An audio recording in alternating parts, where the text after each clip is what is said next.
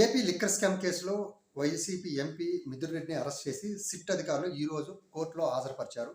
అయితే వేల కోట్ల కుంభకోణం జరుగుతున్న ఆరోపణలో ఈ కేసులో మిథున్ రెడ్డి గారు A4గా నిందితుడిగా ఉన్నారాయన. దీంతో ఏసీపీ కోర్టు ఈరోజు ఆగస్టు 1 వరకు మిథున్ రెడ్డి గారికి రిమాండ్ విధించారు.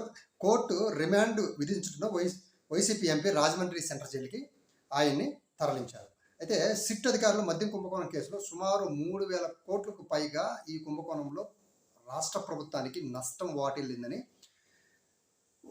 ఈ యొక్క మిథున్ రెడ్డి సిట్ అధికారులు చెప్పడం కూడా చూశాం ఈరోజు కోర్టులో. అయితే ఇక్కడ ఈ కేసులో ఇంతకుముందు అరెస్ట్ అయిన వీళ్ళు సిట్ అధికారులు చాలా పకడ్బందీగా ఈ కేసుని ముందుకు తీసుకెళ్తున్నారు. ఏదైతే ఇంతకుముందు ఈ కేసులో అరెస్ట్ అయిన వాళ్ళని కూడా ఎవరికి బెయిల్ రాకుండా చూసుకుంటున్నారు. ఫైనల్గా ఈ అమౌంట్ టోటల్గా జగన్మోహన్ రెడ్డి దగ్గరికి వెళ్ళింది. జగన్మోహన్ రెడ్డి గారిని అరెస్ట్ చేయాలన్న ఉద్దేశంతో ఉన్నారు. ఒకవేళ జగన్మోహన్ రెడ్డి గారిని అరెస్ట్ చేయాలంటే బలమైన సాక్ష్యాధారాలు కావాలా.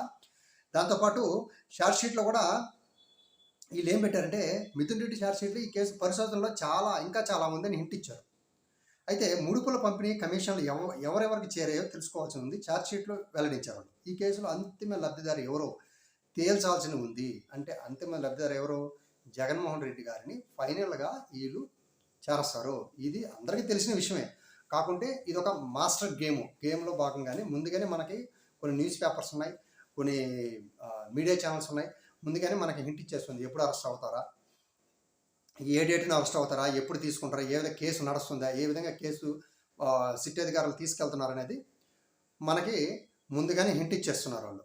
అయితే ఇక్కడ ఒక విషయము జనాల్లోకి బాగా బలంగా నాటకపోతుంది. ఇంతకుముందు కూడా సరే మన ఆంధ్రప్రదేశ్, నవ్యాంధ్ర ఆంధ్రప్రదేశ్, స్వర్ణాంధ్ర ఆంధ్రప్రదేశ్ అనేసి ఇంతకుముందు అనుకునేటప్పుడు ఇప్పుడు అరెస్టులు ఆంధ్ర